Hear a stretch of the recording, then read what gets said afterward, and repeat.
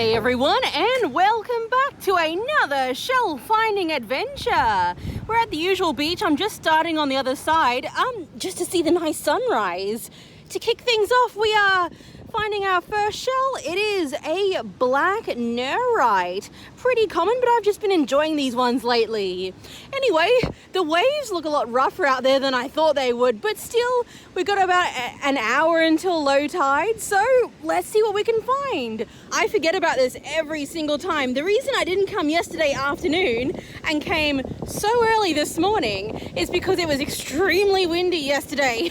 And every time I forget that it does kick up a lot of sea foam, and the sea foam does linger, so we might not even be able to find anything on this side of the lighthouse today. I don't know where the shells are on this side of the lighthouse, but we're gonna have to check the other side because everything around here is super sea foamy, the water is super murky, there's a lot of sand, and all the shells are broken, so it was nice to see the sunrise though. Okay, there's a couple of mini shells in the rock pools down here. Again, same as the other side, it looks like mostly just shell grit. This one's pattern caught my eye. It's facing up, so I'm hoping it's not alive.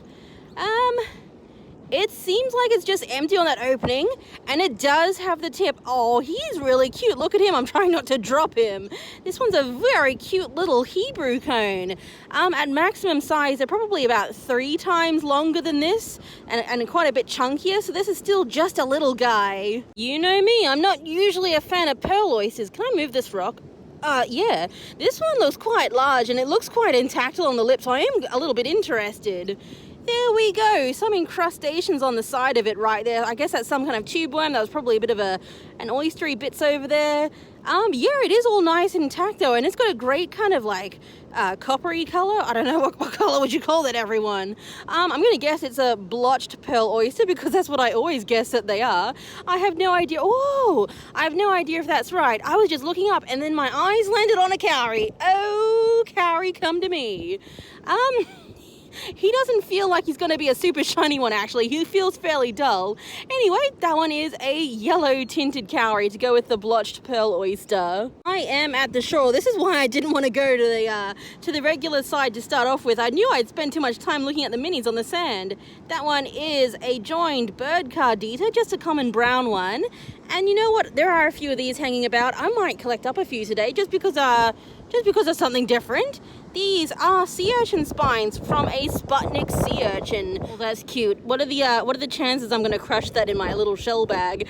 I didn't really bring the shell box today. Or maybe it's in my bag. Anyway, we've got ourselves a little scallop, probably a scaly scallop or a rusty ribbed scallop. Oh, look at him. He looks a little bit calcified on the top, but you know, I'm not mad about that. Oh my goodness, it's a lovely donkey cowrie. He's a pretty good size too, with some very nice dark stripes on him, all intact on the base as well. These donkey cowries are super cute, but they're not super common, so it's always nice to find one. Oh, I see that down there. Look at how pretty this is. I usually collect it for a while, and then I usually leave it behind at the beach. Yeah, let's take a little look at it.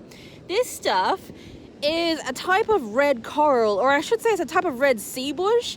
It is not hard coral, it is a type of plant, and because it's detached from the animal, it is no longer alive, I'm guessing, question mark, so it doesn't end up remaining unsmelly for as long as you wish it to do. I don't know, that sentence didn't make sense. Anyway, super lovely and bright color. I think there are some things that people can do to maintain it, but as it dries out, it does get very fragile, so these ones are hard to keep. And this stuff is hard coral. Can I pick it up? Yes, it didn't blow away. Yeah, so unlike that red stuff, which is all like spongy and planty, this one is hard. It is a piece of pink lace coral. I don't end up finding very large segments of it. I think just little bits at a time break off whatever whatever creature this comes from. It comes from a colony of tiny little creatures, and they make this as their exoskeleton. That looks like some lace coral. Yep, it's kind of common after some rough weather, but kind of common on regular days as well. It is, once again, a hard coral that is made by a colony of teeny tiny creatures that make this as its home. Are you actually a whole one? You are mostly whole. Oh, is that more pink lace coral? Oh, no, that's a piece of a mussel. This one looks a bit broken. Looks like a hermit crab had his way with it, actually. That one is a bladder moon snail. That wind is picking up and the tide is coming up. It's just turned, so it's getting harder to see under the water. It might be a just on the sand kind of day after this. I don't usually collect this stuff. I'm kind of interested to know what people's opinions are on collecting coral. I'm not really sure what this one is called. I know that coral all have their own names. This one is deceased, I'd say. It's even got some coral growing on the back of it. Anyway, I'm not actually sure if you can take deceased coral, question mark. I know I take the lace coral, but that's technically not a coral. Anyway, I'm gonna leave that one behind. It's super interesting though. You know, I feel like there's more on the rack line here than when I walked over here to begin with. I don't know how that's possible. The tide is still not making a difference to it right now, but anyway, I have for myself 3 tortoise dove shells. They are a small species. They only get about this large and they usually come in nice reds, oranges, blacks and maroons. Well, now that I'm committed to looking on the sand, I might collect up some of these. Look at them. They're teeny tiny little conical moon snails. Let me get them into the light. There we go. Don't know if that's any better or worse. I don't see a lot of conical moon snails here, although I will say I do see small ones when the big mini piles wash up. I usually find more moon snails and such up at Harvey Bay, but I don't know, maybe I'll get there next weekend. My goodness, I love finding these. Oh, don't drop it. Don't drop it. I almost never find them. This is like the second one I found in like a week and a half, so that's very exciting. This one is a little teardrop bean cowrie. It looks like a large one that's, you know, I mean, compared to the rest of them, this one's pretty large. Anyway, these are really cool. They actually glow bright pink under UV light. Oh my goodness, where did that go? Well, easy come, easy go. I lost my bean cowrie. I got no idea where that flew off to. I'll collect up this one though. It is a nice, stranger's little top shell. It's another. Yeah, and it looks empty. Oh, don't drop it, man. It's another little Hebrew cone. I'm pretty sure the patterns on this one look different than the one I picked up, so I'm pretty sure I didn't drop the other one out of my pocket. Anyway, this is very lucky. I don't usually find so many Hebrew cones, so I guess I got some extra luck from the person who recently messaged me and told me to find some, so thank you very much to her. Hey, it's the first shiny cowrie for the day. He looks pretty shiny, I think. Yeah, these ones are the most common ones to see here, the little graceful cowries. Also probably the most common ones to find in a nice shiny condition, just because there's more of them to kind of look through and choose from. I should really get my little mini box out. Am I gonna though? Am I that unlazy? I don't know. Anyway, we got ourselves a cute little flat sand snail. He has a nice cream color. There is a lone barnacle here. We might as well just take this lonely guy. There we go. So these guys pop up here fairly often. They're a very nice color. I think they might be an invasive species actually. I'm not really sure. It is a Titan acorn barnacle, but just a small one. You know if they're empty, like not alive anymore, because their inside will be totally hollow. When they are alive though, they kind of have like look at that opening, it kind of looks like an oval. When they're alive, they have like an obstruction there with a little crustacean's mouth in the middle, so you're very aware when they're alive. Oh, that is a nice bit. Look at that one. Yeah, I don't usually find bits that are like this large. Usually I find just smaller fragments. That's really cool. That's got to be about the 3rd or the 4th piece I've picked up today. So it's all just kind of like come ashore with those very rough waves. Ooh, okay, back up to the sand again. This guy looks nice and ruffly. I don't often collect these ones. It is the top lid of I think it was a Pacific jewel box. I think. I have found both like attached top and bottom pieces before, but not very often. So yeah, this is a bit of a different one to come across. It's another one of those Pacific jewel box lids. Actually, since I picked up the last one, I noticed like 7 of them on the sand all of a sudden. Are there just a lot of them here and I just ignore them all? I am like suddenly wondering about that. But anyway, it is another Pacific jewel box lid. I see you sticking up out of the sand. Are you whole? You are whole and you are empty. There we go. He's got a nice tip on him actually. This one is an obelisk creeper snail. I usually find them when they're just like the first 4 or 5 little swirls around as juveniles. I think this one is still subadult. I think when they get to their full adult size, their opening there flares out a little bit more and it looks a little bit less thin and delicate. I don't usually come here when the tide's coming up over the rack line, although there's not really much of a rack line. That's pretty much it.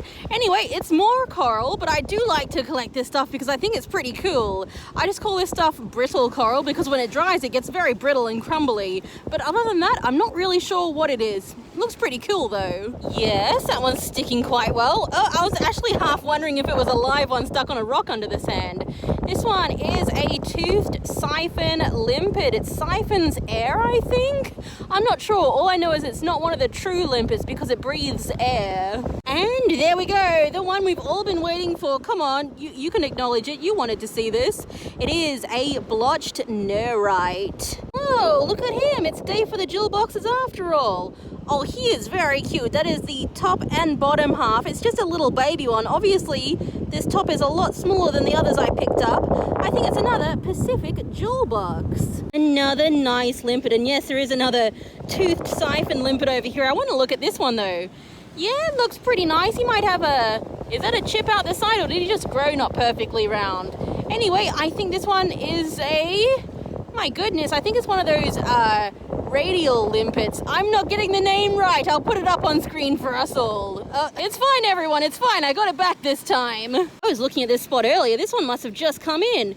Oh, I was looking at the back of that and thinking to myself, that's got some very nice, pretty, splotchy patterns on it.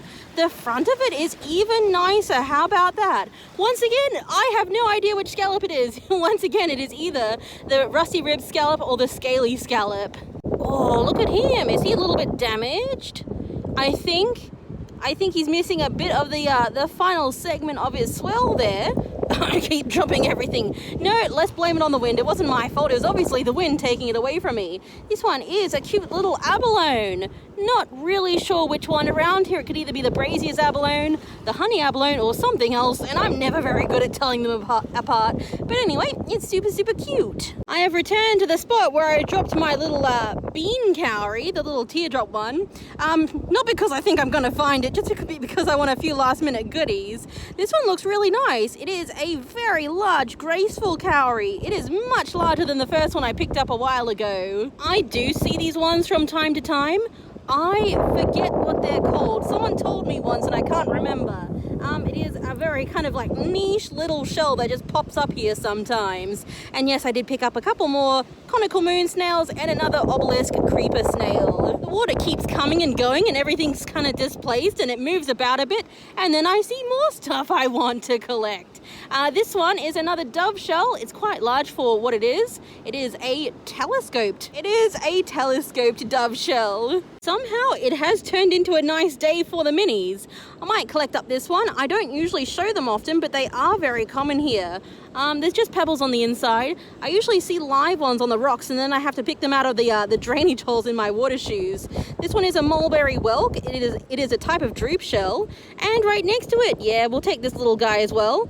Again, I see a bunch of them on the rocks. It is a pyramid periwinkle. It's not often that I choose a dark colored rock to make the shells pop, but oh my goodness, don't they just pop today? So yes, here are the shell finds for this morning. And if you have enjoyed them all, please hit that like button for me and subscribe if you want to see more shelling adventures. Oh my goodness, once again, the thing that pops the most is this guy. I'm not sure if he's a favorite or a special mention. Honestly, I keep getting whiffs of him as I was setting up the shell display. They do have a funky smell, but still a very, very cool thing just to admire for a while. A lovely piece of sea bush, soft coral, whatever you want to call it. And of course, it is time to talk about favorites and special mentions. So if you have favorites and special mentions as well, please let me know down in the comments. It was a bit of everything today. Soft coral, hard coral, this not coral. We got some cowries, we got some leafy jewel box lids, a pale oysters, some sea urchin spines, some moon snails, and a couple of minis and nerites, of course. I think I want to give a special mention probably to this guy. I mean, the graceful cowries are super common here. This one's got the nicest shine on him, so I reckon he can have a special mention. Super lovely. And I think I might also give a special mention, you know what, to this guy, surprisingly. I don't usually find them in nice condition with a nice high contrast on them, so the mulberry whelk can have a special mention. But as for my favorites, I think I've got, I don't know, maybe a few favorites. Let's start off with the donkey cowrie. He's a little bit calcified on some of those streaks, like some of those lines on the top, but still got a bit of a shine. He's a very, very cute little cowrie. I might also give favorites to the 2 Hebrew cones, the little baby ones. Just nice to come across them for the first time in a while, so they can also have a favorite. And the final favorite, I think there was 2 larger bits, this one and this one for the pink lace coral. I think I might give the favorite to this one on the right. It's just got a slightly nicer color. So yeah, the pink lace coral gets the final favorite because I don't often find them in very nice color, very nice condition, and a kind of okay size like this. So yep, that's it for this time, everyone. Thank you so much for watching. Bye, guys.